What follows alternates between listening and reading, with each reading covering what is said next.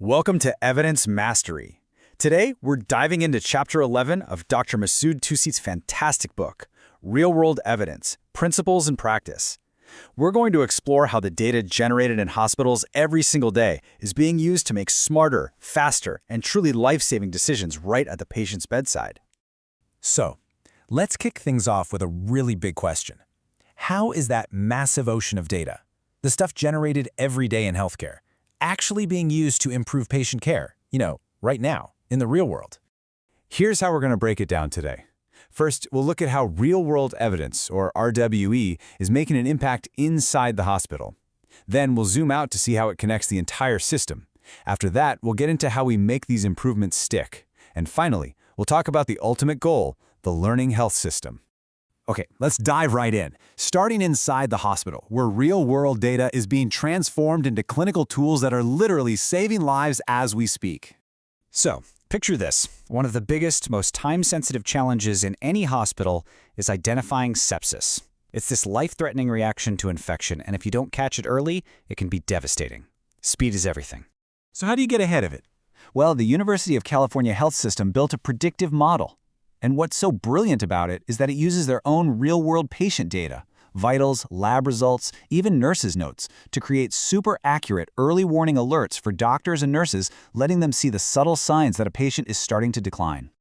And the results? They honestly speak for themselves. By putting this real-world evidence model right into the clinical workflow, UC Health cut the number of deaths from sepsis by a staggering 18%. It just goes to show how powerful these tools can be when they're trained on local data. All right, next up is a global threat I'm sure you've heard of, antimicrobial resistance, or AMR. This is where bacteria get smart and evolve to resist the very drugs we need to treat them. A huge piece of this puzzle is the overuse of powerful, broad-spectrum antibiotics when a more targeted drug would do the job better. So what's the RWE solution here? Enter the CDC's AR Lab network. It's a game changer. It links up lab results on resistance patterns directly to hospital electronic health records. This gives doctors something like a localized, real-time map showing which bugs are resistant to which drugs in their specific community, helping them choose the right antibiotic the first time. In the bottom line, it flat out works. A pilot program at Johns Hopkins that used this real-time data saw a 22% drop in the use of those inappropriate broad-spectrum antibiotics. That's just smarter, more effective medicine.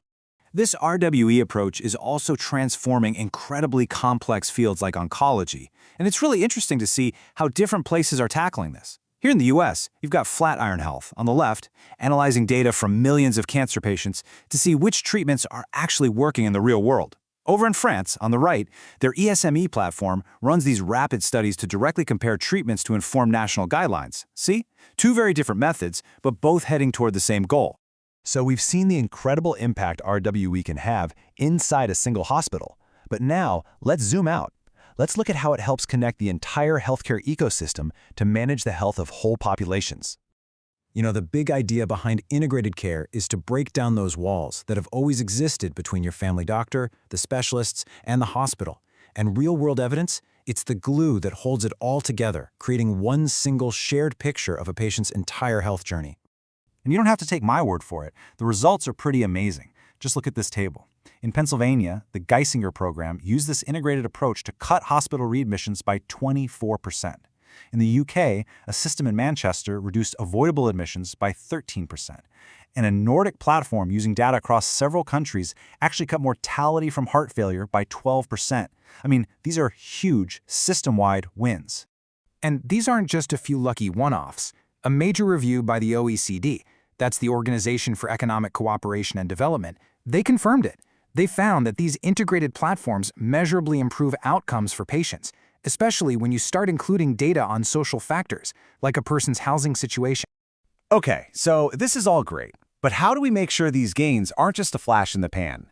How do we make sure we sustain them and keep getting better? Well, that brings us to the crucial role RWE plays in what's called continuous quality improvement. Many of the world's best health organizations use a simple but incredibly powerful framework for this. It's called the Plan, Do, Study, Act cycle.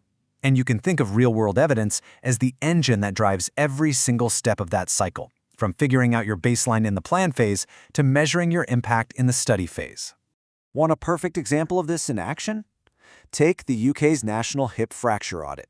They used RWE to pinpoint a key best practice, getting patients into surgery within 36 hours. By tracking that data and giving hospitals feedback, they drove compliance up from 68% all the way to 86% in just 4 years. Amazing!